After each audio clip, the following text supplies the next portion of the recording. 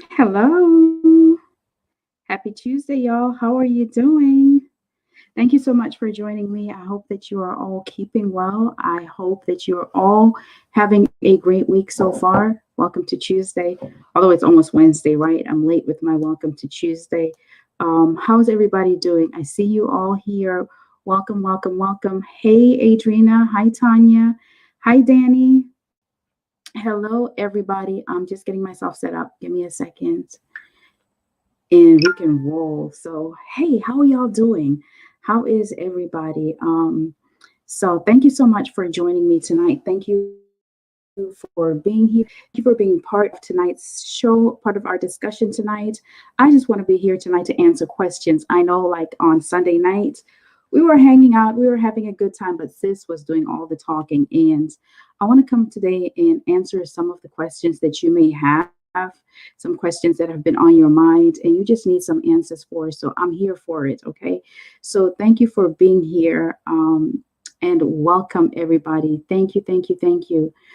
So it looks like we have somebody who's new to the community. So, welcome, Mercedes. We welcome you and thank you for choosing to be part of this community. We understand what you've been through. We know what it feels like when you're coming out of a relationship with a narcissist and you're just like, hey, what in the entire world just happened to me? And you want answers. But that's the great thing about these communities is we have answers and we are here to talk about it all. There is no shame in our game. We are here to discuss everything. And the goal of these communities is to be able to have somewhere where you can go and get some support, where you're able to share your experience and be validated. A lot of the times after dealing with a narcissist, you find that you're invalidated. And so we're here to turn that around and help you process what you've experienced so that you can move forward in your journey. So welcome and thank you for choosing this community as somewhere where you go for some information as well as support. We are so glad to have you here. Um, yeah, okay, I was just reading comments, so give me a moment. Thank you so much for being here. All right, sis doing too much. Hi, Latanya Morgan. Thank you so much for joining me, and I am glad that you now have the opportunity to catch me live. So, welcome and thank you for being here tonight.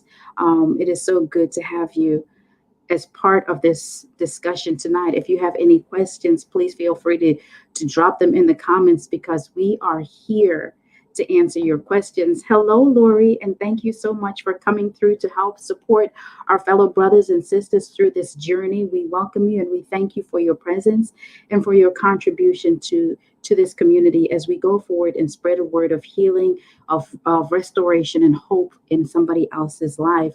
So, what's on your mind, y'all? What are we going to talk about? Who's got a question for me to answer? I think I might go.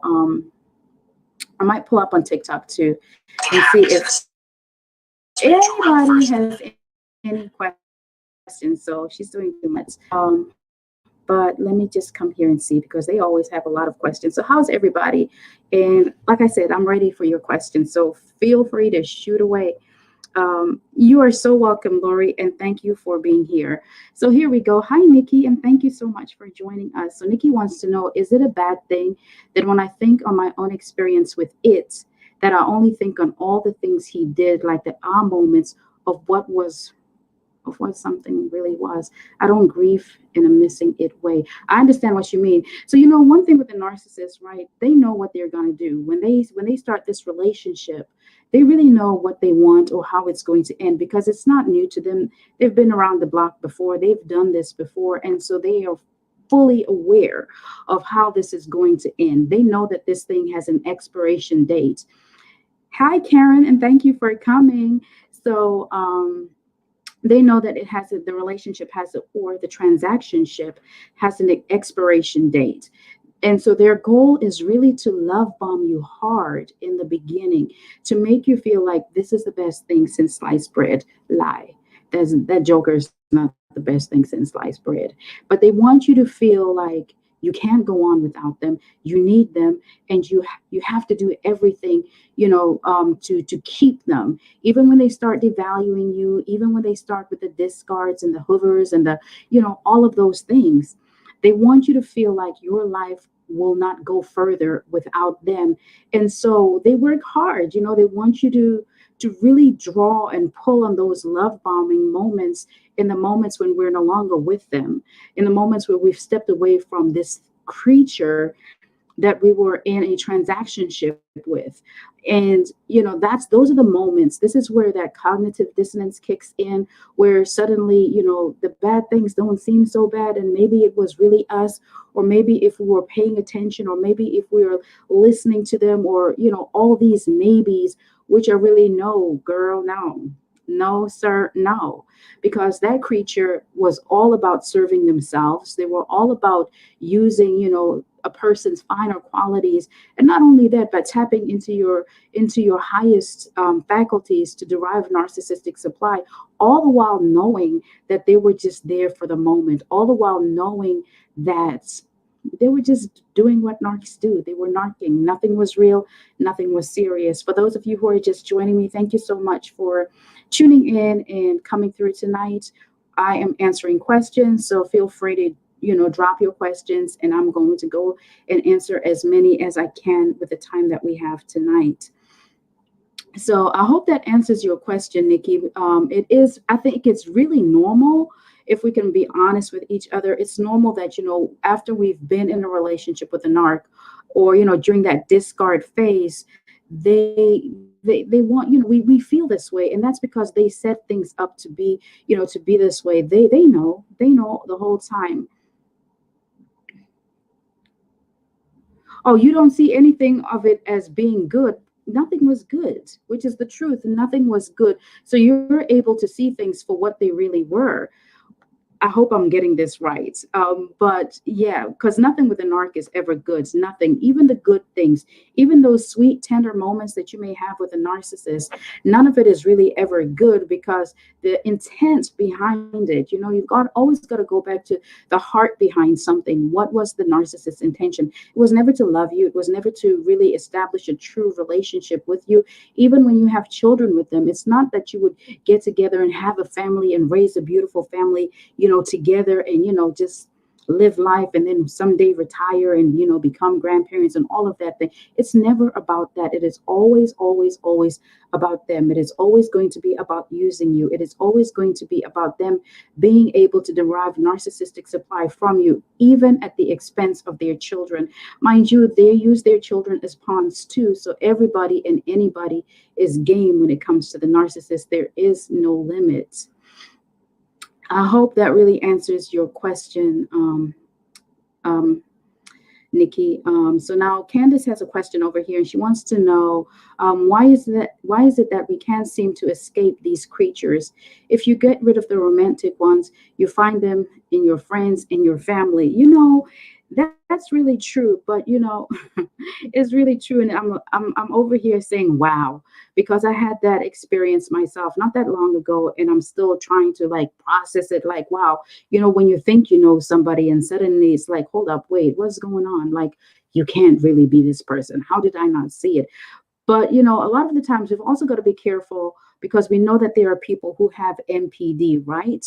But we also have people who have narcissistic traits. So we don't want to think that everybody is a narc just because they're displaying narcissistic traits. We've got to know that, for some people, it's a trait that they may have, and it will make them toxic somewhat, but maybe not necessarily a narcissist.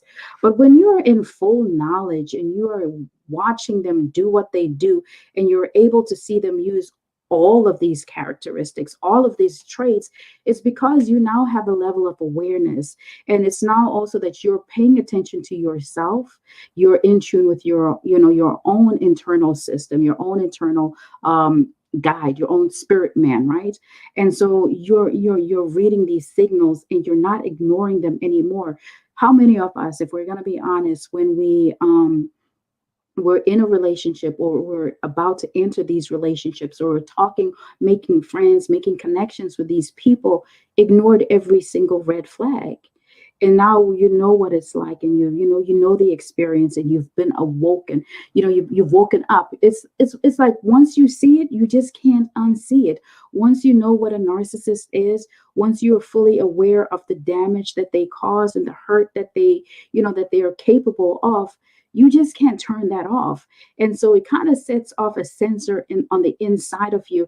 And I think we find ourselves currently in a season where it seems like there's a separating. You're able to really see people now for who they are.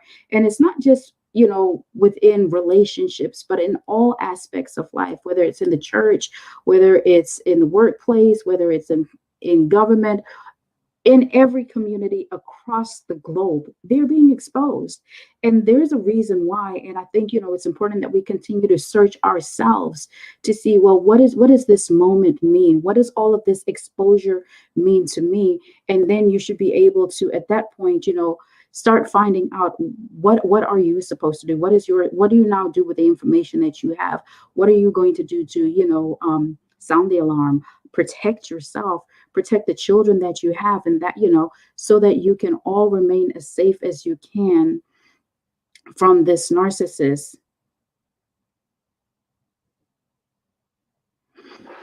Okay, so I hope that answers your question, Nikki. I mean, Candace, if you have any, if there's any other way that I can, or anything that I left off, please let me know so I can answer it.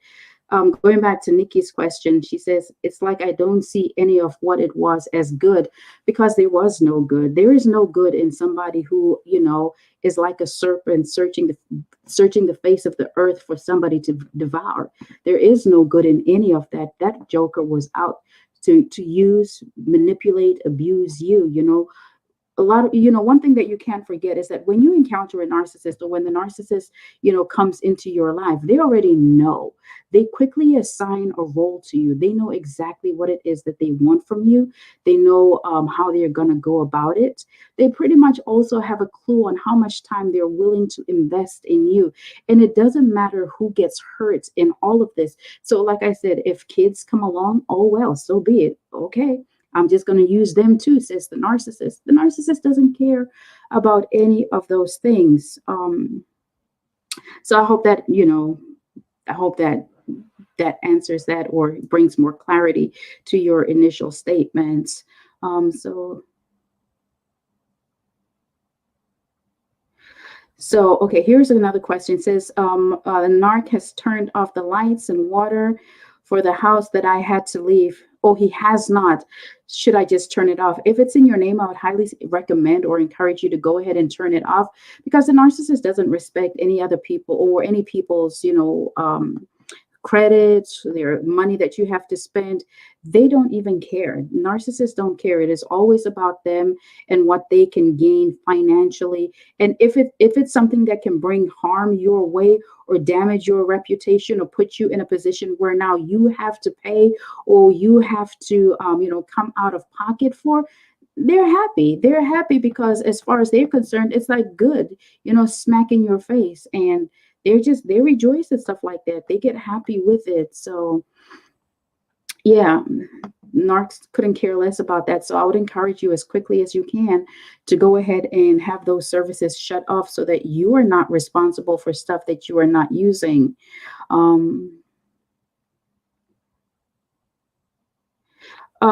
would encourage you, like, okay, she's asking if she should contact the narc first in regards to turning off the services, and then does she go no contact? I think you can make one attempt to reach out and say, listen, this is what I'm doing, and let them know that services are being turned off. Already set it up, have that going, so that they know that I'm serious and I'm not playing with you, and there's no negotiating here.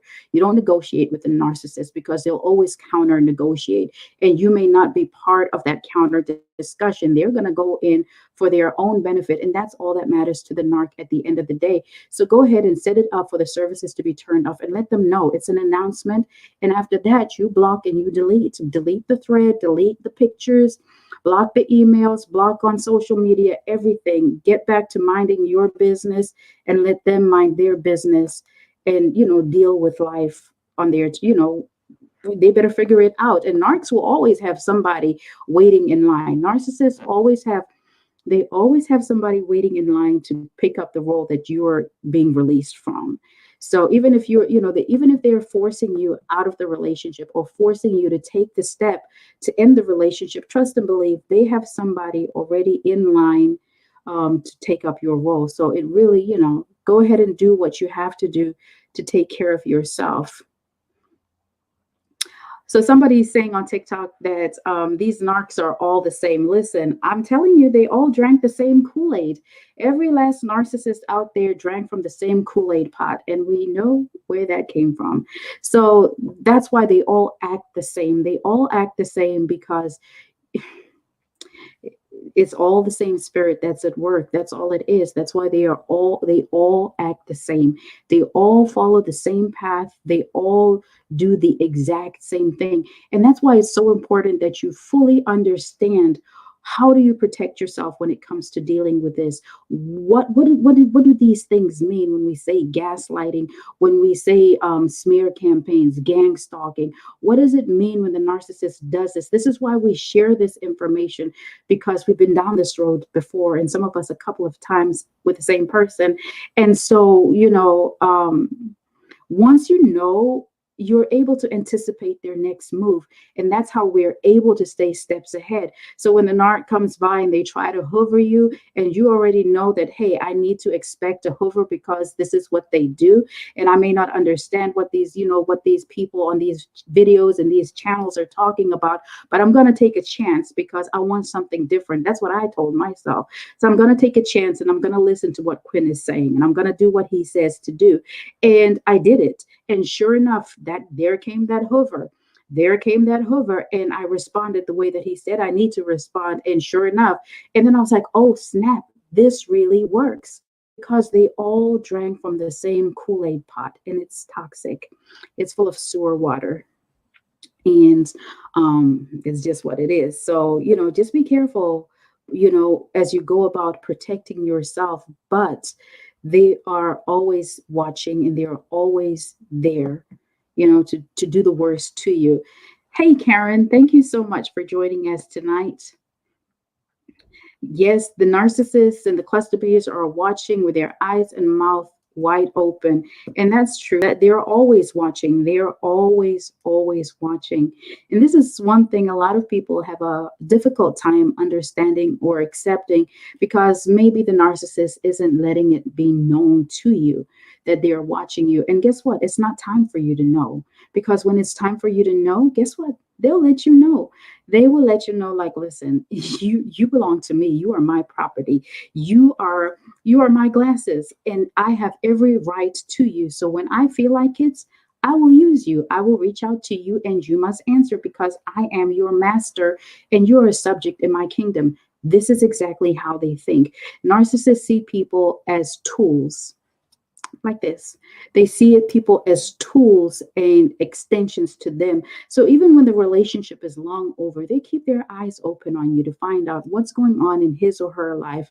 How are they healing? And when they find out that you're healing well, and possibly even in a new relationship, or if they have any inclination that, you know what, he's looking good, he's got a new car, I heard through the grapevine, flying monkeys, that he got a promotion at work, and all of these things, they feel like, oh, okay, so you're better now, and enough time has passed, so it's okay for me now to come back and hoover you. It's okay for me to worm my raggedy behind back into your life, because by now you should have forgotten. It's my, it's the narc thinks that it's their God-given right for you to forget, and they determine when you should have forgotten the horrible things that they did to you by.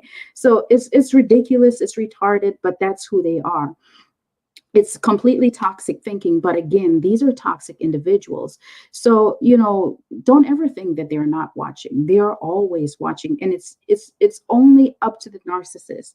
Only the narc knows when they will decide to stalk you again, or to actually hover you and try to suck you back in. They're the ones that know it. And this is part of what makes them so toxic or so demonic, is because it's them trying to hold on to some control over you, to say, you think the narc is thinking or is trying to let you know that I am the one who's going to say, I am the one who's going to speak on when I will come back into your life and you will accept me when I come back. So it's always different for different people and different narcs. But the truth is, they will always, always try to come back. They will always. I mean, I keep sharing this one case. The narc waited 40 years. That's 4 decades, people. That is 4 times 10, 40 years to hoover this one lady. And she thought to herself, oh, well, enough time has passed. So I'm sure he's different. This started on Thursday. By Sunday, it was the course of a weekend.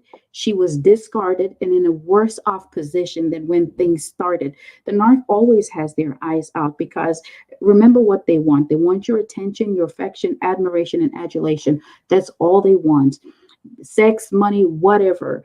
They chase for clout, all of those things. If you can make them look better, if they can get sympathy from you, whatever narcissistic supply they want, hello, they're going to come after you and they're going to get it.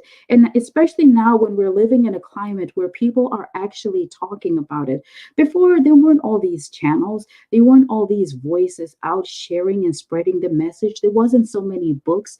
We had psychologists and counselors and therapists talking about narcissistic abuse and saying, oh, this is a mental disorder and you should have sympathy for the narcissist. And we're thinking, hello, do you know what this person did to me? Like, hello. Like I'm going around with CPTSD, PTSD. These people, let's tell the truth about who they are and the hurt, the damage, the pain, the devastation that they cause in the lives of many people, countless people. Like, hello, they tap into your highest faculty and they rape that. No. So why are we here feeling sorry for them? Why are we trying to muster up empathy for a creature that doesn't have an ounce of empathy and doesn't want any help anyway? Why don't they worry about that? And so the narc knows these conversations are going. And so now they're working harder. They're doing more than they have, more than they've ever done. So if you were a supply, it doesn't even matter anymore. If you were a premium supply, if you were a low grade supply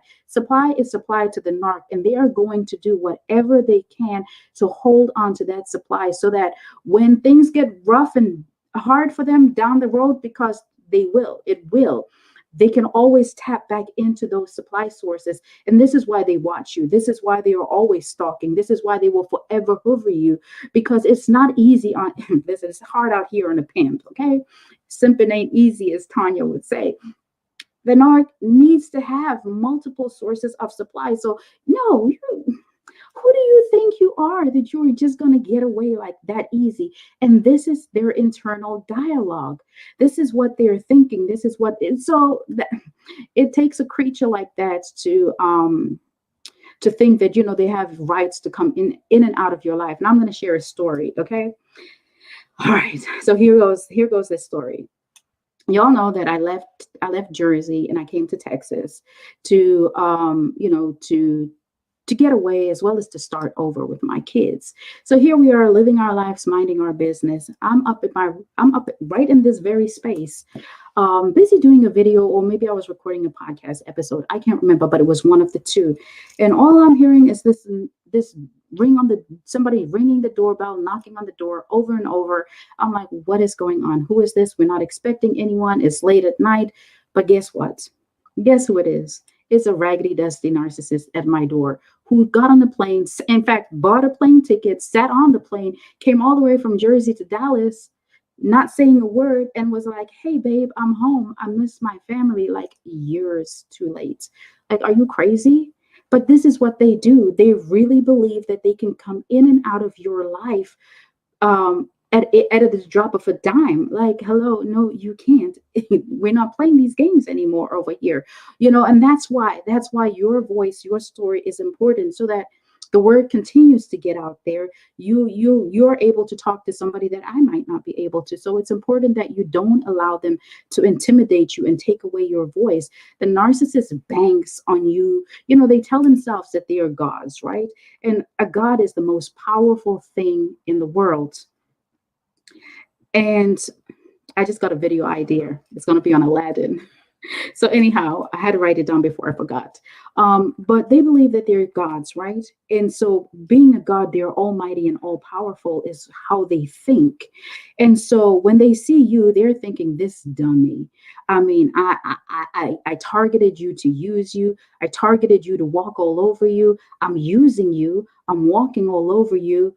I'm cheating on you. I'm doing all these things. I'm laid up in your couch, drinking the kids' juice boxes, eating their snacks, riding in your car, you calling me like, Jody, what's up? This is all that they're saying to themselves because that's what they're doing. They're living their best life at your expense, whether it's a parasitic narcissist, a communal narcissist, the malignant, whatever kind of narcissist, lesser, greater, it's still a raggedy dusty behind at the end of the day. And they're thinking, laughing to themselves, saying, well, I'm getting what I want, and you are stupid. You are dumb. You are my slave. You will jump when I say jump, and you should say how high when I say jump. They think that you are going to always take this abuse. They believe that you are going to be forever at their beck and call, doing whatever it is that they want you to do. And so they do not, they think that you're dumb, you're worthless, you are no good, nothing good can come from you, nothing good should happen for you. And they've categorized you, they've compartmentalized you in a category that says stuck on stupid. And they feel like they're going to continue to do whatever they want and live their lives at your expense. But when you wise up and find out that, oh, okay, this is a joke, this is what it is, and you start putting up the blocks, the boundaries. You start walking in self-love, self-respect, and doing the inner work to heal that loophole that existed for them to come in the first place. They're denied access and they are stuck on confused. They're stuck on how dare you, who told you, who gave you the permission. And that's one of the most epic narcissistic injuries. How do you get back at the narcissist? Take care of yourself, heal, practice self-love, level up. They hate that because they know that once you take care of yourself, once you come in tune with the real reason of why am I hurting? Why is this relationship okay in the first place? Why did I go back? When you heal from all the hurt, everything, and you get to a place where you make peace with yourself about all of it, the narcissist never has a chance ever again, and they hate you for it.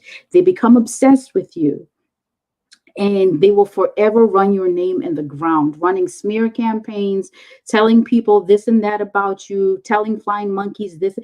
Don't even, at this point, it doesn't even matter to you because you already know that this creature right here does not mean anything. This creature right here is a whole clown in a freak show, and you have no parts of that at all.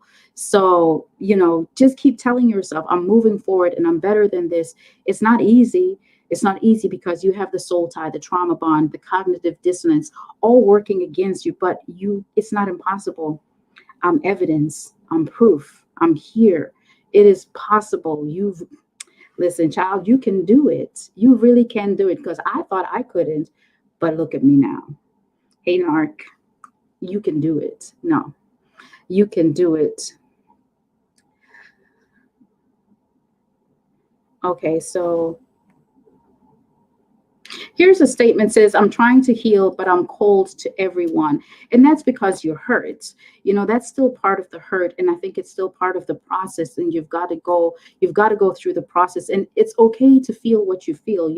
Give yourself permission to feel all of your emotions, because all of your emotions are real. All of your emotions are valid, from the hurt, the pain, the anger, the denial, the regret, the shame. All of those things are real. Allow yourselves to embrace them. Allow yourselves to feel those emotions. A lot of the times, when we deal with the narcissist, some of our emotions are shut down, and we end up repressing them ourselves. And that's not what we should be doing. Feel. It's okay. We're human, and your feelings are valid. Your feelings are part of what makes up your soul. And your soul is really what the narcissist wanted in the first place. They are soul hunters. They want access to your mind, your emotions, your feelings. And that ultimately gives them access to your will, and they're able to influence what you do. So narcissists are soul hunters. There's no question about that. So feel, because a lot of, these narcs actually put a stop, they put a lid on your feelings, and they tell you what you're supposed to feel. They tell you what you can and you can't feel. They tell you that, listen, enough of that. Your feelings are to worship me. Your feelings are to be that I am the greatest person in your life. All of this is lies. You've got to allow yourself to heal, but don't get stuck in those feelings. Remember, don't get stuck in those feelings. Here's a really great comment. Hello. I see a lot, don't hide. Okay, this person is saying to us, give yourself permission to be angry and understand you are not stupid. They are hurting a person that was helping them, and this is the truth. They're hurting. They hurt you when all you want to do is love them. But the problem with wanting to love a narcissist is because love is foreign to them. Love is like, what is this? Think of an empty shell. Narcissist is an empty shell. They lack empathy, and in order for you to be able to process love, to be able to process any emotion of, sympathy, to empathize, to show compassion, what we feel, remorse for actually caring about people and doing the wrong things to people. Let me tell you, without empathy, you cannot generate any of those feelings. That is why the narcissist has to hunt souls. They have to hunt souls so that they're able to see, to mirror, right? We know that they mirror, and they mirror so that they can, and they hunt souls so that they're able to shapeshift, so that they can become different people for different things. Narcissists are shapeshifters. So by them being able to mirror you, sit down and get to know you, and what are her expressions? What is he like? What are their experiences? They record all of those, and they store that in their memory bank. And they use that now to love bomb you. They use that to mirror you. And all that, that does is it makes them more charismatic for the next person. And then they take parts of your soul that they siphon, and they go use those qualities or those traits to the people they have in their soul bank, to the people that sit in the narcissistic harem.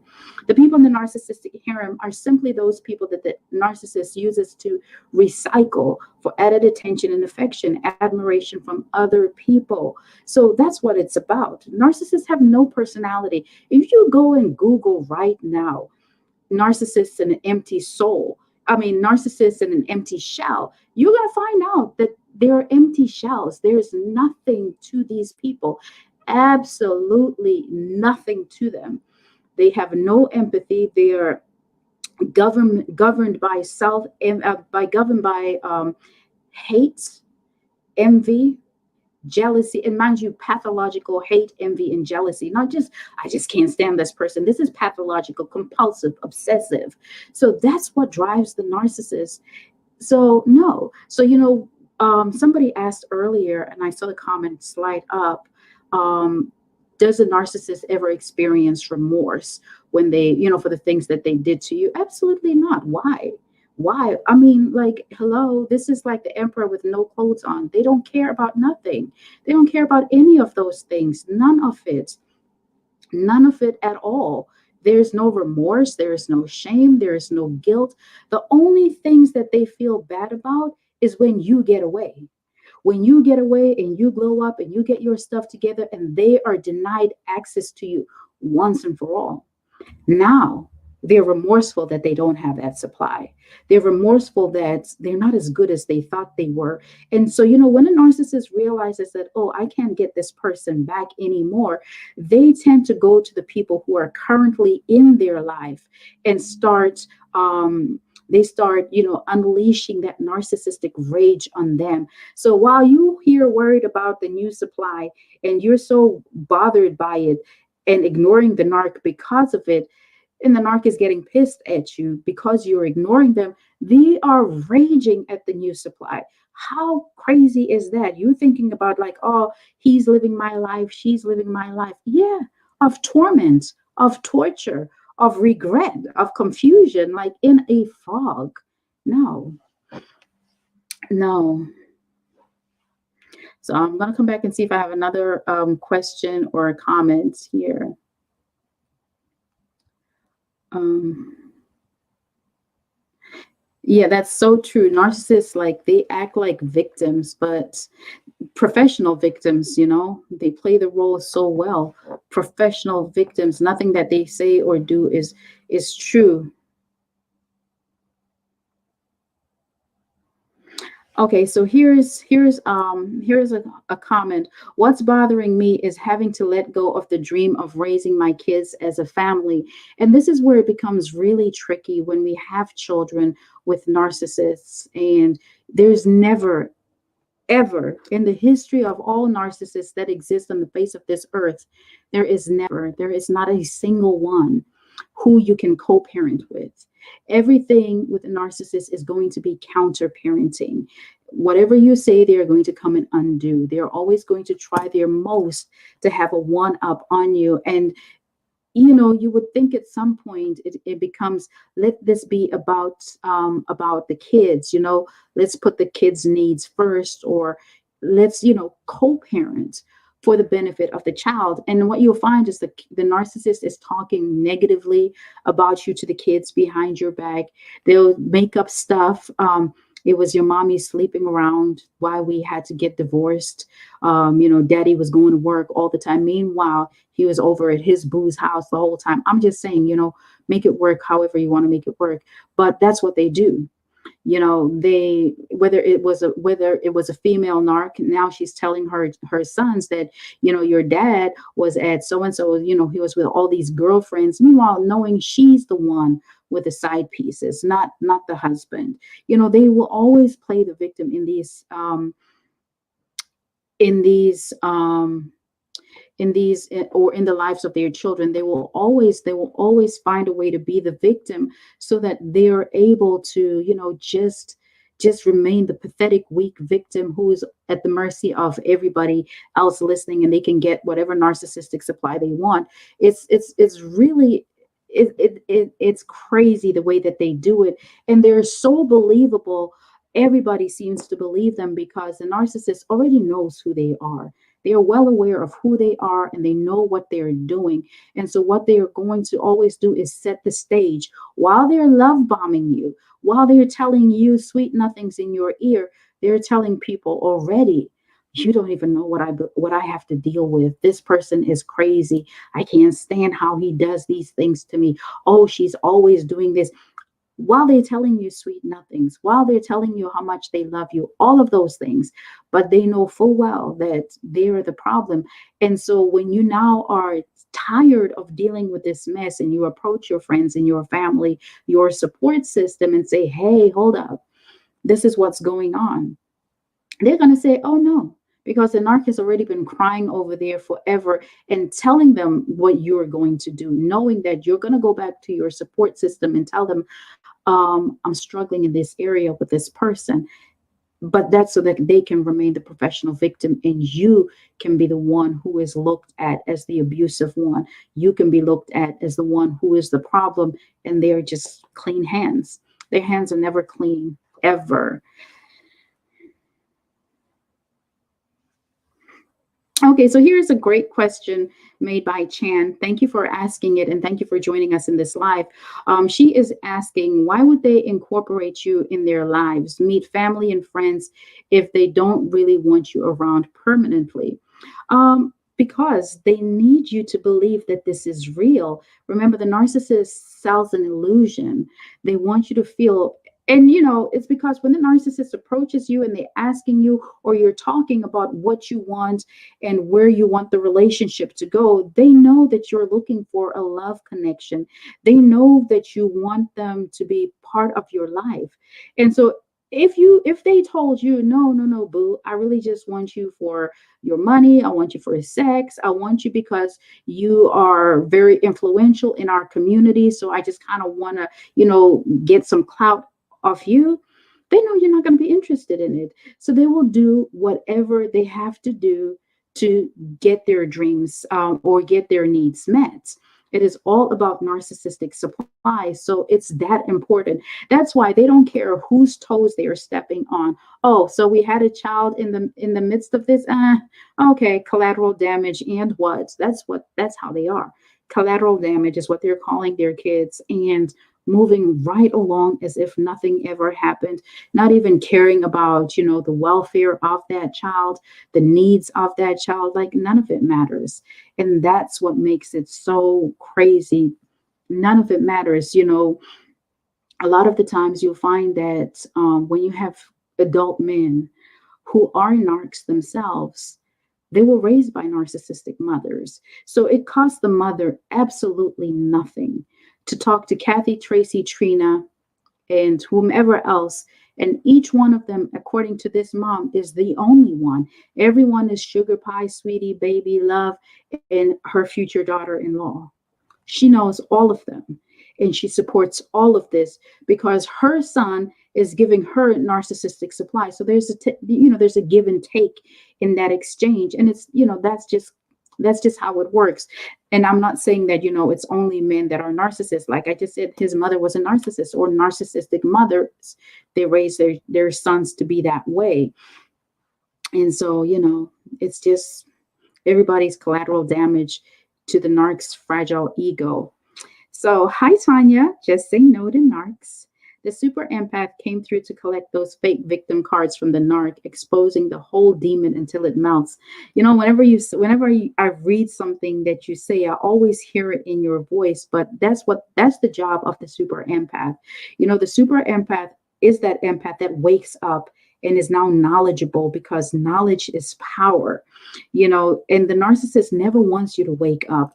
They want you to stay asleep. That's why they work so hard at love bombing you, so that you don't wake up. They work hard, making you feel like I am everything that you need, and I am the God that is going to supply all of your needs. That is a lie. The narcissist is nobody's God. They do not supply anybody's needs. They supply nightmares. They supply headaches. I mean, they give migraines. They give heartbreaks. No, they give everything negative. They don't take care of people. And if a narcissist ever does something for you, it's because they want you to do something. If a narcissist ever sacrifices and, does anything for you, and it's a sacrifice, they literally want you to lay down your life and sacrifice your life on behalf of them. Otherwise, you'll never hear the end of it. But the super empath really comes through to collect those fake victim cards. And when the super empath is sick and tired of the narcissist's foolishness and says, you know what, narc, I'm tired. I'm coming for you, because you're not about to be out in these streets running your game and thinking that it's okay to continue to hurt people and play these games, or continue to talk about me like that, or continue to, just think that this is okay. It's not. And go supernova. And that's simply when the super empath turns on the narcissist and dishes out exactly what the narcissist gets. And then the narcissist tucks its little tail between its legs and goes back to the swamp it came from and starts crying and calling the super empath the narcissist, simply because you give them back what they dish to everybody else. The difference with the super empath is that they're teaching the narcissist a lesson. When the super empath goes supernova, they're simply teaching the narc a lesson, and, again, serving them what they always dish out. It doesn't mean that they're a narcissist. They are still, again, empath. They still have empathy. They're still kind. They're still caring. They're still not taking advantage and using people. They're none of those things. So when the narc really tells you that you're a narcissist, because they know who they are. And so, they always project and call you the narcissist, call you the crazy one, tell you that you're the one who's always doing this and that. You're the one cheating. No, they're cheating, coming in the house and wanting to take a shower under the bed, in the closet. Where were they coming from? Where are they about to go?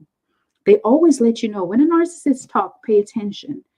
When they talk, when they open their mouths, it's because they're telling you what they're doing. They're telling you how they really feel. When they say stuff to you like, I hate you, when they say those hurtful things to you, that's what they truly mean. That's what they truly mean. That's where their heart really is. Their heart is really in those places. That's when they're most honest.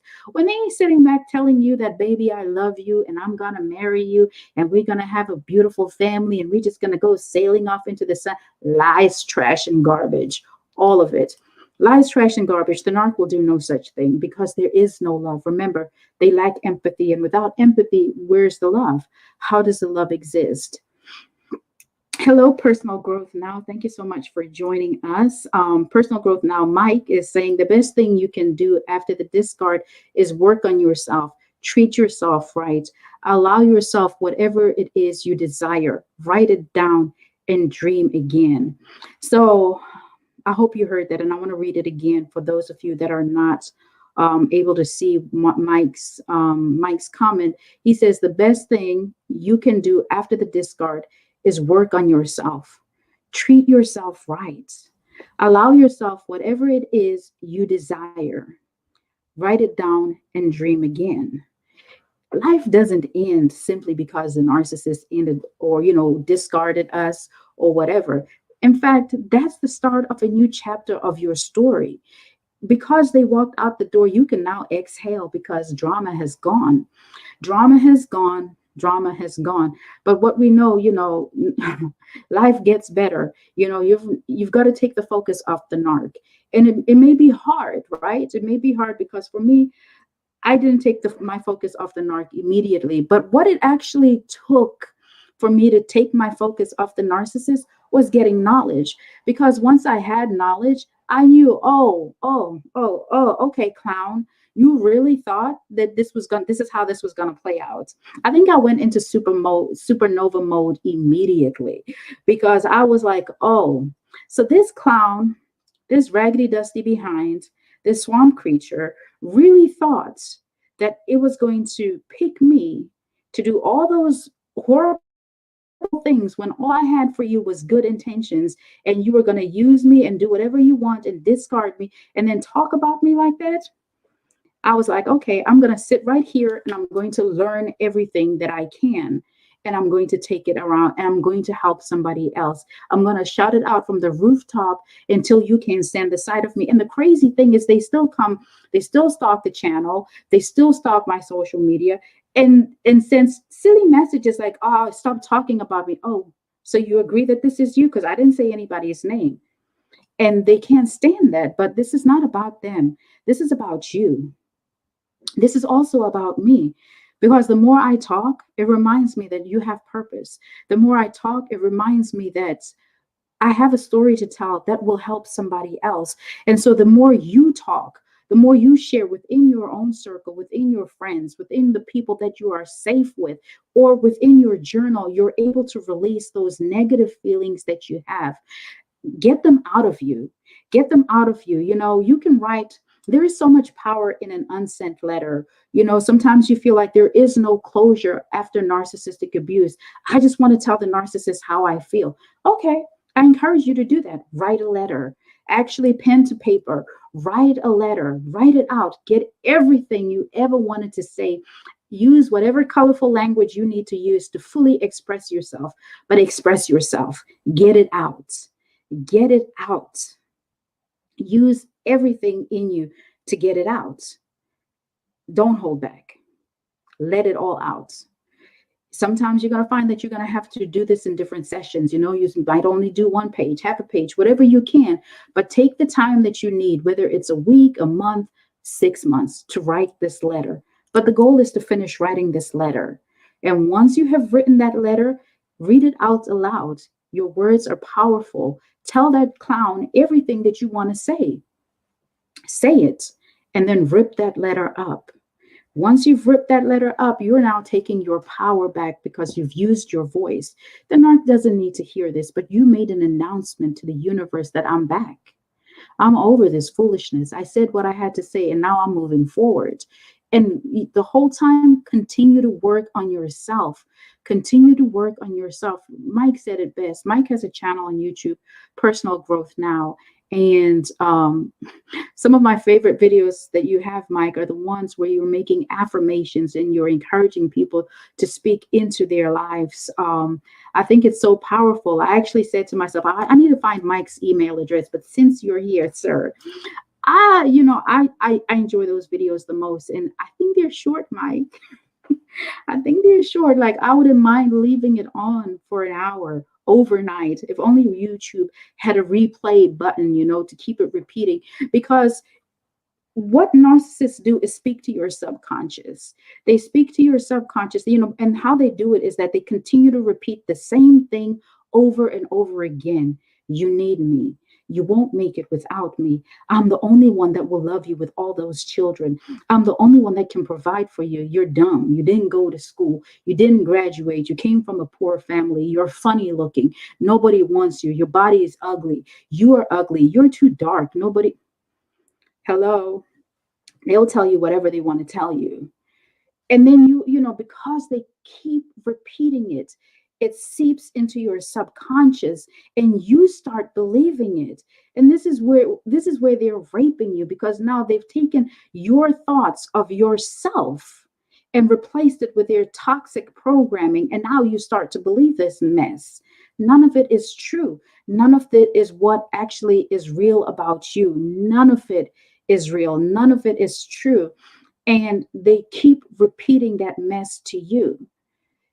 That's why I like your videos, Mike, where you make those affirmations and you make those announcements, because if it plays over and over and over again, those words, and your voice is so calming, it continues, it starts to work the same way that it would with that negative programming, except now we're taking out the negative and we're replacing it with something positive and good things that we should be speaking, not just to ourselves now, but to who we are becoming, because we become what we think. We become our thoughts. And so it's very important to guard what you're allowing to go through your ear gates. This is not a joke. This is something that is so serious.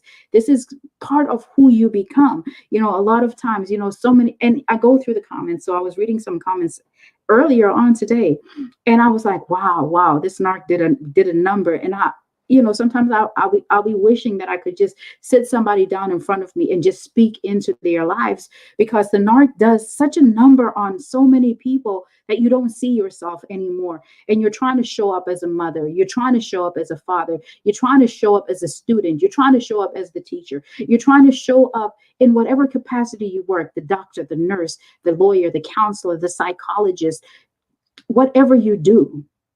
And you're trying to show up as the businesswoman. And that negative message keeps playing over and over and over again in the back of your mind. And you're wondering, why can't I succeed in my business? Why do I not believe in myself?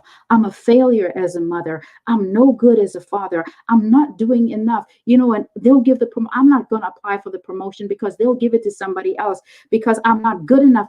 All of it is lies, trash, and garbage. All of it, because it's coming from, look what it's coming from, the mouth of somebody who tongue kisses the devil. Hello, it is not real. The narcissist tongue kisses the devil. And so how can anything that they say resonate with you? That is, yeah, I'm out of words right now. Like, no, that creature, no, no, no.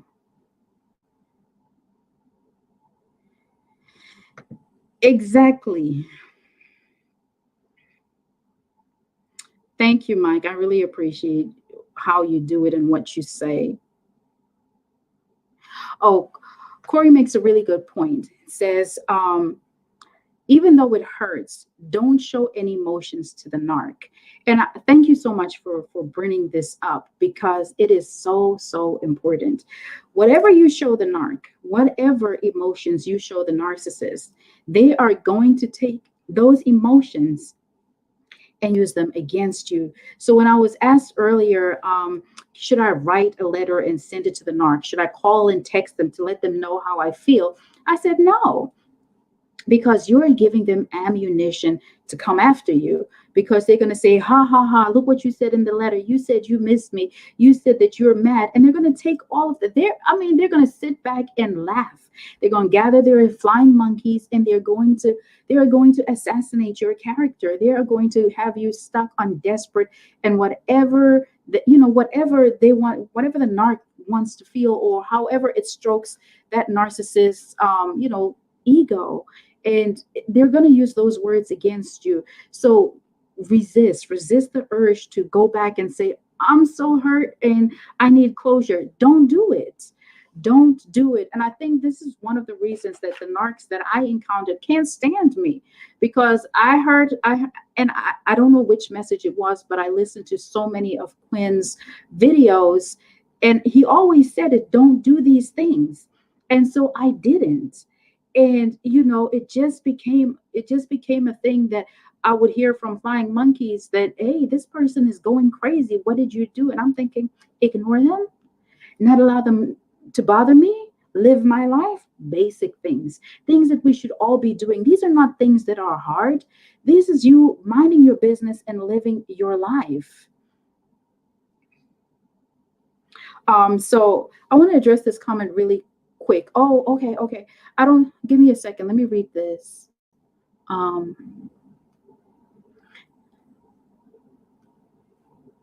Okay, okay.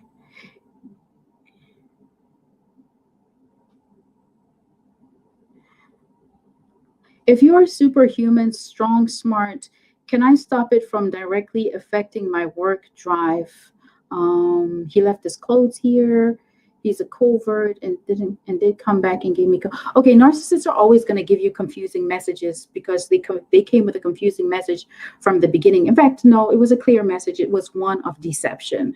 So whenever that creature is talking, it's lying. You can never, if a narcissist opens its mouth, they are lying. They're pathological liars. So, when they're giving you a message that may be confusing, go with the one that says that I have no good intentions for you. Go with that thought, because that's where it is. And when a narc leaves clothes in your home, box that stuff up. Let them know that I'm gonna keep it here for X amount of time. After that, you can pick your stuff up at the Salvation Army or wherever, get rid of it. You're not, you're not there to take care of their belongings while they're living their best fake life with somebody else. Box it up and let somebody pick it up. Or if there's somewhere you can drop those things off, then be done with it. With as little communication with the narcissist. Good for you. She said she dumped the clothes. Good for you. But when they come back and they give you confusing messages, or they come back and they love bomb you and then disappear, all of these things are the same, because they really just want you to be stuck. They want you to have to be stuck on thoughts of them. Remember, they want to have access on and control of your soul, starting with your mind. So that's why they're going to do and say things that are going to leave you sitting here wondering, what did that thing mean? What did that creature pet that I had? What did it mean by this? Stop thinking of them as human. You may see a human body, but if you keep seeing them as human, you're going to have these responses that are going to make you want to hold on, because you're looking at them like you. They are not like you. They are there to actually use and abuse you in the worst way. I mean, like, hello, every psychopath killer that is in jail, every serial killer, every murderer, every rapist, all of them are narcissists at the bare minimum. They're all narcissists. That's not to say every narcissist is a killer or a rapist, but that they are all birthed from that evil. They are all the same as far as their evil intent. So yeah, that creature,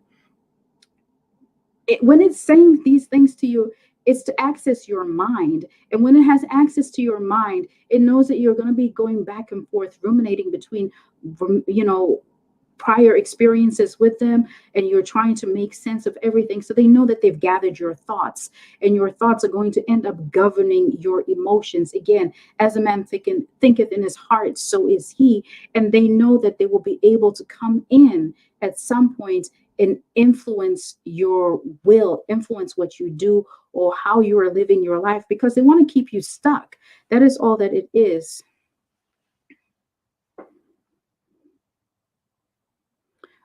Here's a question. Okay, this is a question from Grace and Health. Hey, thank you for being here. So the question is, what happens when someone falls for a hover? Words of encouragement through this holiday season.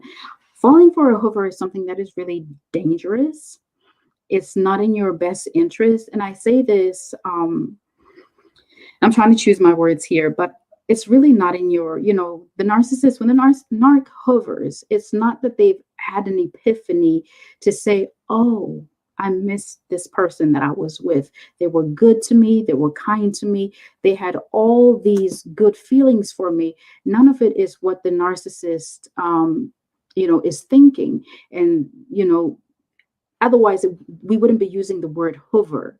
Hover is like a vacuum cleaner to suck back in, and vacuum cleaners suck dirt. So I'm just saying that's kind of like how the narcs really think about people.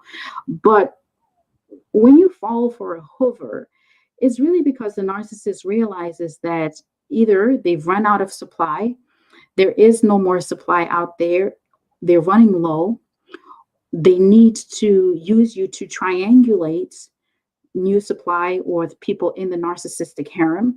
So they have an agenda. Or another reason is they're just not through with you. You are out in these streets looking cute. You're out here glowing and living your best life and getting on and not paying the narc any mind or whatever. Or you're just next in line. Your card was pulled. It was you next in the shelf because again, narcissists do not discard people. The discard is an illusion. They simply put people in the narcissistic harem until they're ready to pull people out. So they are shelving people. Think of yourself as a rag doll on a shelf. That's all. That's all. Think about it as being a rag doll on a shelf. And the narc will pick that doll up at any given time when they decide, I want to play. Think of a child, think of a toddler. And this is not to say that narcissists are like toddlers because they are not. Toddlers, we can teach them, they learn and they're still learning. So they're allowed to have these tantrums and things because they're still learning. They don't have words to express themselves. These full-grown creatures know exactly what they want. They can express themselves, but the narc pulls you off the shelf and their goal is simply to derive narcissistic supply, and that can come from any form. It can come anyhow, simply pulling you off the shelf and seeing you look eager and happy and like, life is going to be okay again. They didn't forget me and maybe things will be better this time around, knowing that they're going to drop you like a hot potato in the next 2 seconds. And when they do that, when they hover you, they love bomb you so intensely so that it becomes more memorable, and the damage that they do when they leave is going to hurt that much more. They're well aware of it. You're not the first person that a narcissist ever hovered. Again, they know what they are doing. So they'll hover you and love bomb you hard and then devalue you in the most degrading and the most painful fashion, and then discard you and go on about their business. With each hover, you find that the love bombing period is shorter. And then not only that, but so is the devaluation. And right before you can catch your breath, there comes the discard. And you're not even right back where you started, but you're even further back because now you have to deal with the feelings like, I shouldn't have done this. I shouldn't have gone. I remember watching Pink Girl and she said, don't do it. But here I am. So those are the type of things. But please hear me when I say this. Don't be hard on yourself because you fall for a hover. Hey, I said it a few videos ago that I don't even know how many times I went back. I don't even know. And I'm telling you, because I know what I know, that love bombing season is going to be short. And each time you go back, it's going to be shorter. And each time it is going to hurt you. It is going to hurt you. Covert narcs do come back because I'm actually talking about a covert. All narcissists do the same thing. They all do the same thing. It doesn't matter if it's a covert, if it's an overt, or if it's a malignant. And as far as these titles that they give narcissists, they're just titles. They're titles. If a narcissist will act in a covert fashion, if there's a particular supply that they want, they know what they're doing. These creatures know exactly what they're doing. They will act in a cult. They can't go after, let's just say they're going after a naive young girl, right? Or boy, naive young, and I mean like dateable age, that kind of thing, early 20s, green, hasn't dated much. they're not going to go with a whole malignant or an overt attitude for somebody like that. They read people, they know what role to play in what situations. Narcissists don't act malignant. Most malignant narcissist out there, the most overt narcissist, is not going to go and stand next to you, or stand or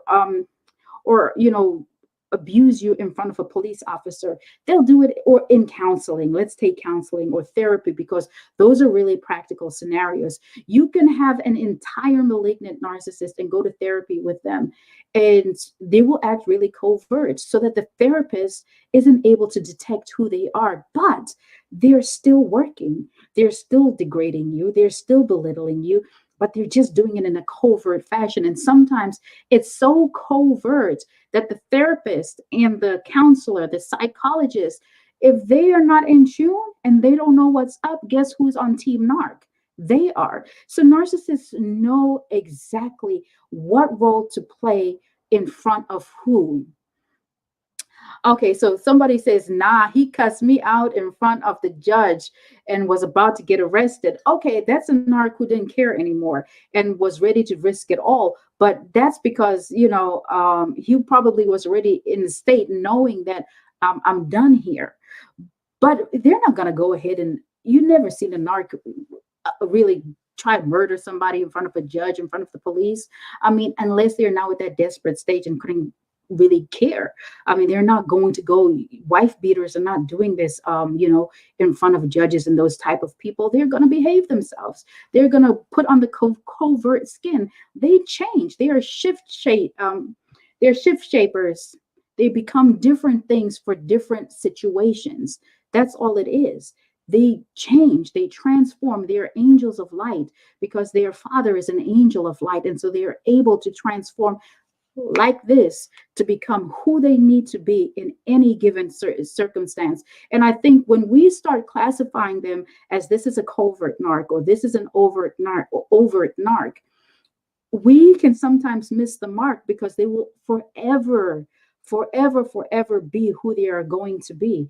They will just, they're just somebody who is a narcissist, who is a sociopath, who is a psychopath. They are just who they are going to be, a manipulator. They're going to be somebody, who doesn't care at the end of the day. They just don't care. Here's an awesome comment from Lotus Pearl. And thank you for saying this, because it is the truth. Lotus Pearl says that court is the narc's playground. They like to challenge the judge. And that's so true. This is why, narcissists, like I said, they love to be, they love to assume the role of gods.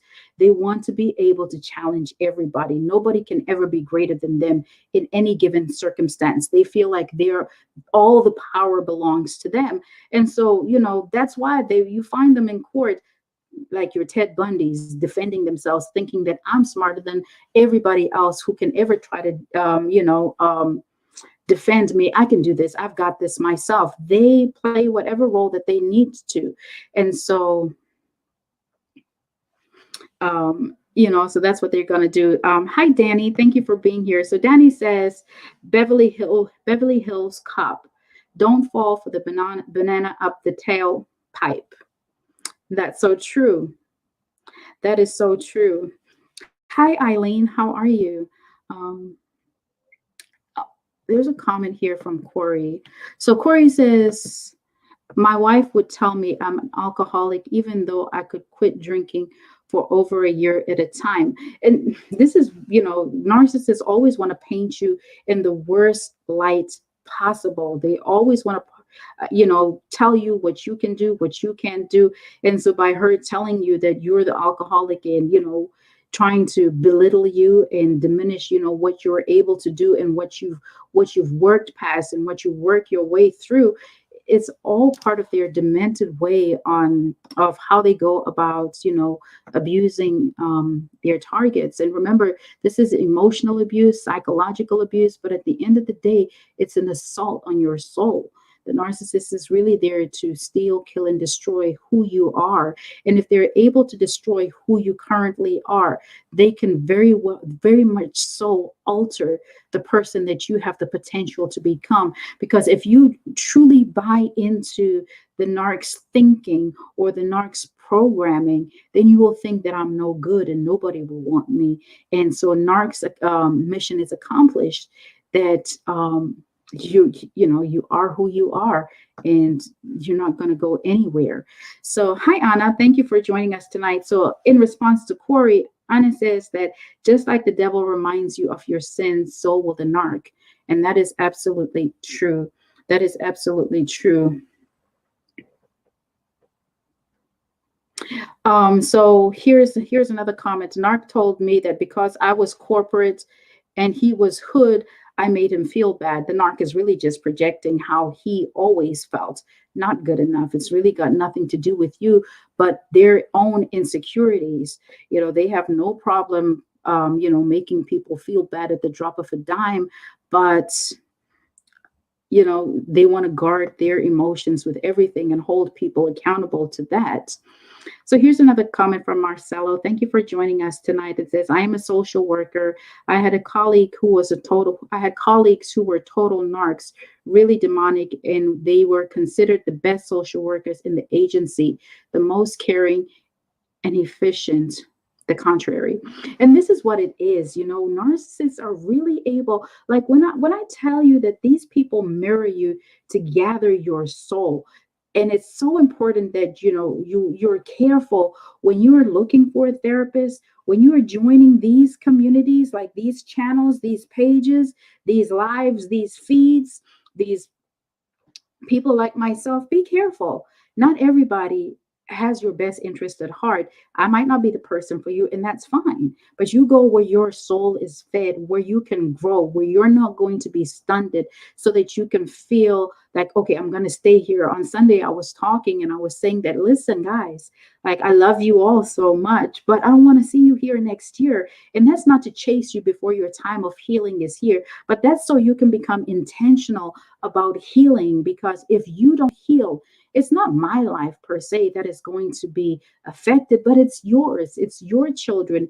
It's your dreams. It's your goals. It's your future. It's your legacy that goes on the line, nobody else's. And we can't let these people win over you like that. We can't. And so when you're considering your therapist, you also don't just pull up in anybody's church. You pay attention to what's happening, to what's being said, to how they're acting, just because it feels good. But enough of the feel good, enough of just having your emotions stroked and that type of thing. But does it edify you? Are you able to grow? What were the takeaways? Did it help you become a better person? Does it help you reach what you're supposed to? Are you able to tap into your true person, your true potential? Does it take you to your prepared places? Does it change the trajectory of not just your life, but all the lives that your life is assigned to? Does it do that? Be careful, like going to therapists, going to counseling. Not all of them. Make sure that if you're coming from a relationship with a narcissist, ask them what they know about narcissism. Ask them, make sure you're looking up somebody who has something to do or who is knowledgeable on narcissistic abuse. I remember my very, very, very first time going to therapy. And mind you, this wasn't about like, a toxic relationship. This was now dealing with childhood sexual assault. And she said, oh, so what did you do to make this happen to you? And I'm like, okay. Where did you think the conversation was going after that? Like, hello, where did you think it was going? And so you've got to be very careful with who you're entrusting your soul to. Remember, what you're hearing over and over again becomes part of your subconscious programming. Is that programming right to take you to the next level? Is it going to help you heal? Is it going to help you overcome the hurdles that you are facing in your life at this moment in time? Are you going to grow? Does it edify you? Will you be able to shift from where you are into something new? You can, there's nothing to be gained by holding on to the pain. the longer you hold on to the pain, the more it's like, I mean, like if I was holding like a knife and just pressing it in over time, continuing to go deeper and deeper, because the longer you hold on to the pain, right, you're opening up yourself to more feelings of bitterness, to more feelings of anger, to more feelings of resentment. And you know what the crazy thing is it shifts from it shifts from the narcissist, right? Because you're watching other people now. You're watching other people living their lives, getting moving on, getting in relationships, having new experiences, excuse me, having new experiences and just experiencing life. And you're wondering, but I want this for myself, but I want it with that person. And you're stuck. You're stuck. Where do you go from there?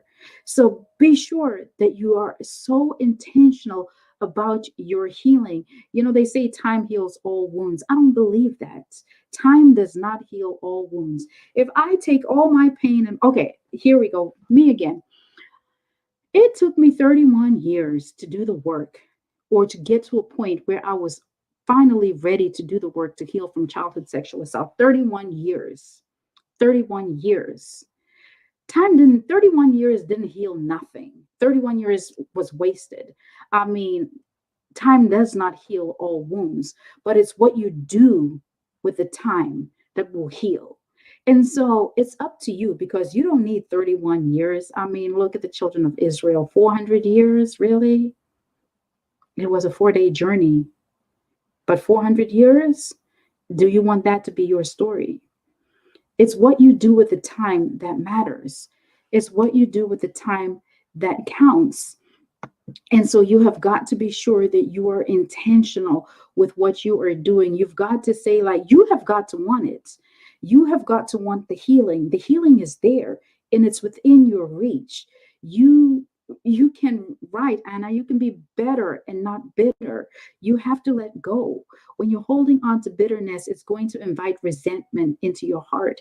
It's going to invite hate and end up bringing envy and a host of other things that now we're looking at you like, who are you? You're nothing like who you were before.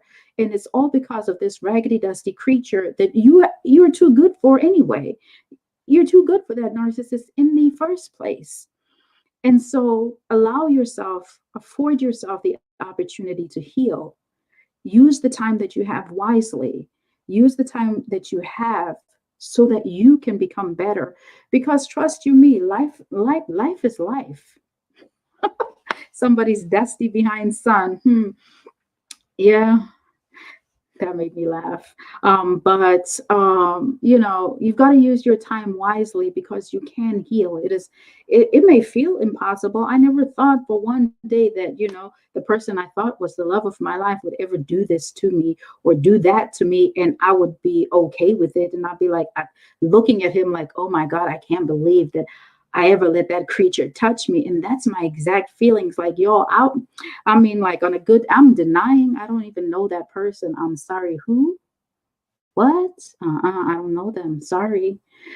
Because that's just how I feel. And it's the truth. And it's not even that I'm lying, because I don't know that person. Narcissist is a collection of different people.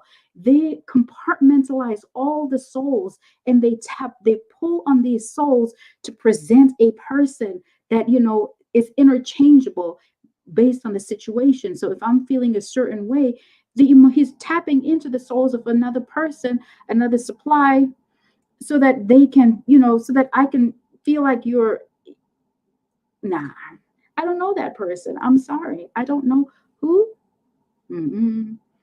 So I'm not necessarily lying. I just don't know them. They don't know themselves. So how can we know them? They don't know themselves. So, it just is what it is.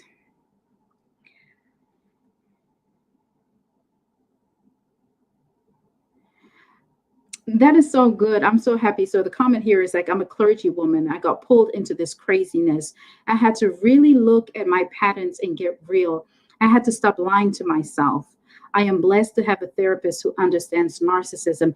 And it is so important. Like, I'm a big advocate for therapy. Go get therapy, go get the help. But just make sure that you have the right therapist. There is nothing wrong with interviewing your therapist. I remember when I became a first-time mom, I sure did go to doctors with my notepad and my pen, and I interviewed them. I wanted to, if I'm bringing the person I love most on earth to you, I need to know that you're going to love and care about my child the way that I do, that you're going to treat my child with compassion and knowledge. And are you even qualified to hold my baby in the first place? That's how you've got to look at this. This is your whole soul. This is your whole life. No, be careful with the selections that you're making, because you might just find yourself again with another narc. And when you're going to therapy, especially like if the narc comes back and starts talking to you about like, oh, let's go to therapy, I'm ready to work on myself, I found a therapist. No, go to your own therapist. Let them go to their therapist. And if you are going to go to joint therapy, then make sure that that therapist knows about emotional abuse. They know about narcissism, because then the narc is going to get them on their side. And then the two of them, even if they're not a narc, you hear so many stories about this, about how the therapist, ended up teaming with the narc and didn't even know about it. So just be really careful about that. But I highly encourage that you go to therapists, because they are there, they're out there.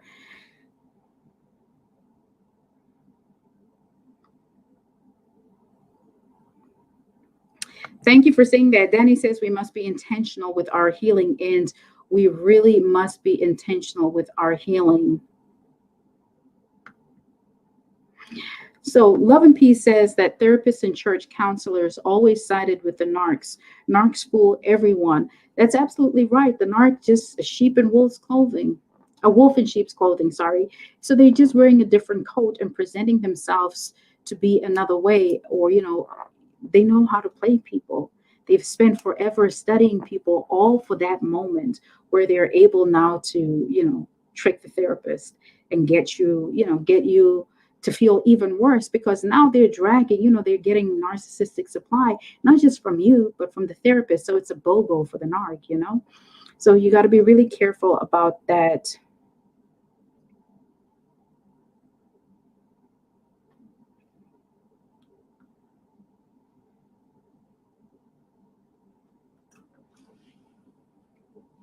And one thing when it comes to dealing with narcs, it really does make you feel like you can't trust people. And I want you to rethink that, because you can trust people and you should be able to trust people. No man is an island that you can exist by yourself. We need each other. So you should be able to trust people. You just can't trust narcs. You just can't trust toxic people. You just can't trust anybody. And so it's important that you're able to get to the point where you trust yourself. You're able to trust yourself to make good choices. You're able to trust that you will stand up for yourself and walk away from anything that does not serve you. The only response to disrespect, the only response when somebody disrespects you, is to immediately respect yourself. And sometimes that means walking away. You're the one who's going to be able to determine what the boundary should be. But when you make that determination, it's your job to now respect that. So nobody else can do that for you. It's nobody else's job to respect your boundaries but yours. But you've got to do the work to heal yourself. There's nothing wrong with taking time and having a dry phone and nobody checking for you, nobody sliding in your DMs. That's perfect. That's where you want to be, so that you can focus on yourself and heal. Get in touch with the things that you like to do. What was it that you did before the narc came into your life? What were your dreams? What were the things that you wanted to work towards? Those are the things that you now need to start focusing on. You got to retrace your life and find out, was there anything else in my life, or is there anything else in my life that I need to work on? Are there any patterns that keep popping up, any cycles that I keep repeating in my own life? What are my relationships like with other people? Do any of them need to be cut off? Do I need to work on strengthening them? Do I need to apologize to anybody that I may have offended because I was in this relationship with this person? The narcissist wants to isolate their targets so that you're cut away from, or so that they're able to really tell you what you're supposed to think and how you should feel, because because it's all about control. This is all about power and control. Hey, Tsitsi, thanks for joining. But it's all about power and control. And so they want to control absolutely everything. And it's in those moments when you're quiet and by yourself and you're being honest, that you are really assessing, like, what role did I play in this? And how do I make it better for the relationships that I need to save? You may have to go back and apologize to people for things that you may have allowed the narc to do to them, whether it's your children, whether it's your friends, your families, but mend the relationships that need to be mended. Not all need to be, but the ones that are there, the people that genuinely love and support you, that will have your back no matter what. When it comes to these narcs, right? They know who the good people in your life are, and they strategically tell you that these people are not for you. They bring so much confusion and chaos into the life or into your relationships that you end up walking away from them. So now it's time to heal the relationships that you need and continue to build on them, continue to focus on them. But remember, your longest investment is you. Your longest relationship is with yourself. You live with you, so you have to be at peace. Define what your personal constitution looks like and honor that.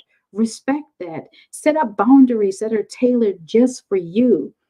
And now, also, what are the consequences for your boundaries being violated? And have all of that figured out. Start doing new hobbies, try new things, travel, take risks, find, do something that you thought you never could do. Do those things. And know that you can do these things, that you can do anything. Narc had you out here thinking you could do nothing and you would be nothing without them, but no. And as you begin to heal yourself, remind yourself that I'm valuable. I'm worth it. I deserve good things. I am a good person. I'm lovable. I deserve to be loved. Start speaking to yourself the way you speak to your friends. It's funny that so many times you can encourage somebody else, even while you're going through it. You can encourage somebody else. You can speak positively into somebody else's life, but you don't do that for yourself. It's time to stop that. It's time to give yourself that kind of energy and love yourself. Apologize to yourself and forgive yourself, but then move on. Move on. The narcissist doesn't define your life.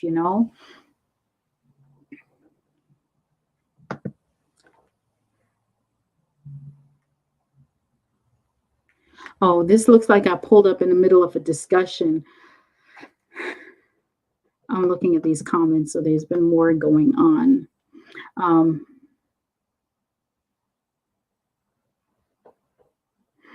Yeah. You've got to take control of your own life and give yourself as much love and compassion that you give to other people. Those things are important, and it's really good that you give yourself all of those things back. None of us here are a tool for the narcissist. None of us are a vessel for them to just project all that vile that they have on the inside of them. You're better than that, and you deserve so much more. So looks like our time is winding down for tonight, but I want to thank you so much for joining me in this video or on this live. I'll be back on Sunday nights, 10 p.m. Central Standard Time, and we'll see what we're going to talk about on Sunday. I will let you know soon. But thank you so much for joining me. And remember, listen, the narcissist does not define you. I thank everybody who has joined me from TikTok, Facebook, Twitter, or Periscope, and YouTube. I appreciate you being here. And listen, you are so much more than what the narc told you you are. The narc was always jealous of you. The narc wished that they could be you. That's why they worked so hard to devalue you. All those negative words that the narcissist did, all of it is how they felt. Now it's your responsibility to start telling yourself something different. You've got to tell yourself that I am worth it. And stop just saying I am worth it, but start believing it. And sometimes, in order for you to believe that you are worth it, you have got to tell yourself that over and over again. Stand in front of the mirror and tell yourself tonight, I am worth it. But then don't just say I am worth it, but define what you are worth. I'm worth my own effort. I am worth the energy that I was giving the narcissist. Many times you go above and beyond for this creature that doesn't even care about you, that wouldn't return that same energy. So you are worth that energy. And while there is no return on the investment that you put toward the narcissist, there is always a return on the investment in yourself. So I am worth an ROI. I am worth the ROI of taking care of myself. I am worth showing up in my own life. I am worth fighting for what is true for me. I am worth going the extra mile for myself. Stop going the extra mile for other people when you won't do it for yourself. The Bible tells us to love ourselves as to love our neighbors as we would love ourselves. That means that if you don't love yourself, you are pouring from an empty cup. So you cannot love your neighbor. So if you say that you love God and you want to follow and serve God, then you need to follow all his commands. And it does say to you that you're to love your neighbor as you love yourself. So let's start there. Let's start there with self-love. Start there with self-love. Start loving yourself. Start appreciating yourself. Start looking at yourself as a gift, and when we consider everything with the narcissist, remember this, yesterday is in the tomb. It is gone. We can start burying those memories. Yesterday is in the tomb. Tomorrow is still in the womb. So it does us no good to start stressing about what we're going to do tomorrow concerning these narcs. But today is a present. It's a gift. So let's enjoy the moments that we have right now. And let's use these moments to truly edify ourselves, because we cannot love our neighbor until we love ourselves. And so if we're truly going to give agape love to our neighbor, we have to start right here with ourselves. So I just wanted to come on here tonight, be with you for a moment, and just encourage you. Thank you so much for joining me, everybody. I hope that what I shared with you was hopeful, and I'll be seeing you in the next video. Thank you so much for your time. I really appreciate you pulling through and spending this night with me and having some moments with me. Thank you for being all up in the comments and edifying and encouraging and uplifting everybody. You guys are amazing, and I really do mean it. Like when I say to you that I don't want to see you here next year, I'm sorry, because I'm going to be pulling up in your profiles and finding your email addresses and being like, what are you doing? Do we need to sit down and talk? Because life is happening and none of us are promised tomorrow. And again, you are going to be accountable for this time. So how much of this time are you going to allow this raggedy, dusty behind that you already know meant no good to you, was out to use and abuse you? You know the truth. But now that you know the truth, what are you going to do with the truth? Like, hello, super empath. Maybe it's time to go supernova. But when you start going supernova, can you start on going supernova with yourself and saying, listen, hello, I'm just saying. Like I said earlier, when I first went how I first really became so radical was in being annoyed at the fact that this creature really thought that you were going to play me and it was going to be okay, because I didn't know. But if you're here, you know, you've been listening, you've been watching the videos. I see you. I know your names now. I recognize your handles. So I know you. We in this thing together. We've been rocking out for some time, but it's important. It's important. I want you to heal. I want you to get better so that you can move on. But you've got to want it more. And I'm not playing with you and I'm not joking with you when I tell you be very careful with who you are allowing to feed you. Again, wolves in sheep's clothing. There are many amongst us. I hope you're catching what I'm saying. I'm saying there are many amongst us. And when I'm saying amongst us on these channels that y'all are visiting, be careful. The word says test the spirit by the spirit. So you might have to test me by the spirit too, if we're going to be fair and keep everything, accurate. Test the spirit by the spirit, because not everybody has your best interest at heart. Not everybody does. And if you truly, truly want to heal and be done with this and get on to the next phase of your life, if you truly want to get to the place where you can walk in your prepared versions, if you want your destiny to collide with everything that has been leading you towards it, then it's time for you to really get serious. Open your eyes. Open your eyes. I'm not even trying to call out any other channels, but I'll be sliding through in some channels and I'm like, oh my gosh, please be careful out there, y'all. I told you, be careful with your therapist. Be careful with what you are allowing. It may sound really good, but you might need to check some people's backgrounds. And what I'm saying is just find out who you're listening to. You can check me too, but find out who you're listening to. This is not funny. It's not a joke. And it's not throwing shade on anybody, but I'm trying to help you see things. I'm trying to help you be able to get to where you're trying to go.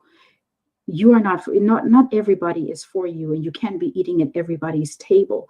So really, the Bible says guard your heart. That means that not everything that sounds good is good. Guard your heart. We know that narcs are in our community. It's more than one channel. So be very mindful. I'm gonna leave it at that. But I said what I said, and I stand by what I said. And I'm sure they're gonna watch this and say stuff, but it's out there. Be very mindful with where you are allowing yourself to be fed. Not everybody, not everybody is where you need to be. So, with that being said, take care of yourselves, pray, get in the word, ask God to show you who is for you, and trust him when he shows you. The word says that my sheep know my voice. So listen, they won't listen to another. I'm paraphrasing. Know his voice first for yourself. Don't trust people saying that this is the voice of God. Know his voice for yourself first, so that you can get off the joy bus and get on what is really right for you, what is really true, what is really going to get you to your prepared places, because you are not supposed to be in a community of victims, in a community of survivors for the rest of your life. You do not belong here beyond what your healing due date is. Some people's healing dates have expired. There are channels that I started listening to when I started my journey that helped me a lot. But once I moved to a different phase in my recovery, I couldn't listen to them anymore, because now I recognized that I needed to be intentional. So I needed them in that moment to get the truth. But as I got the truth, I seeked out what spoke to my soul. And as it spoke to my soul, I was able to be fed so that I could grow. You are not supposed to be in baby recovery mode forever. Get to the toddler, get to the teenager, get to the young adults and the adult, so that you can so that you can walk into your destiny, so that the longer we play these games where we're not truly healing, or we're showing up because it's nice to be part of a community, but there are so many other communities that you can belong to: self-love, entrepreneur communities, all types of ones. But don't ever forget that you deserve to grow, you deserve to excel, and you are called to move from one realm to another. So question how long you need to be showing up in certain spaces. It's not a lifetime commitment. Your lifetime commitment is to yourself, your family, to God. That's it. It is not to us YouTubers. It is not to us. You are to grow. You are called to move beyond all of this, so that you can walk into who you are called to be. If you continue to play these, in these communities, you're not going to get to where you need to be. And isn't that crazy? I would say this because actually I get I get people who come for coaching from these channels, right? So I would want to keep you here so that I can pilfer from you, so that I can, continue to also siphon your soul, right? Because I'm not doing any good by continuing to feed what you need right here and right now over and over again, but not helping you move. because that at the bottom line would kind of help me, it would kind of help my bottom line. If we could just be facts, I would want you to always come back and watch my video, because when YouTube runs all those annoying ads, it kind of works in my favor. I would want you to come back here and continue to watch my videos because, hey, look, she got these many views. I don't need none of that. I don't need none of that. Narcs are always going to be narcs. So there's always going to be somebody who will need me. There's always going to be somebody who God is going to send this way. But it can't be you over and over again. And I'm saying this in love. I'm saying this because I truly desire the best for you. I'm saying this because you deserve so much more. So please, please, please guard your heart. Out of it, the issues of life flow. On that note, I love you all so much. Please take care of yourselves and really, really, really, really take what I just said to heart. Guard your heart. Guard your heart. Ask God to show you who is for you. Ask God to speak to you about this. Like, listen, we're in a season where there is where the wheat and the tares, we're all saying this. We all know it. We all feel it. Be sure that because of association, you are not being held hostage. You don't want to be held hostage where you don't belong. So make sure that you truly do the work once and for all so that you can move on. All right. So I know my time here is much longer than I want it to be, but I want to thank you all so much for being here and for rocking this to the end with me. Again, I'll see you on Sunday nights. I'm not sure what we'll talk about on Sunday, but I'll let you know as soon as I figure it out. Until then, continue to take care of yourself, continue to do the best for yourself, and be the best in everything. Thank you so much for your time.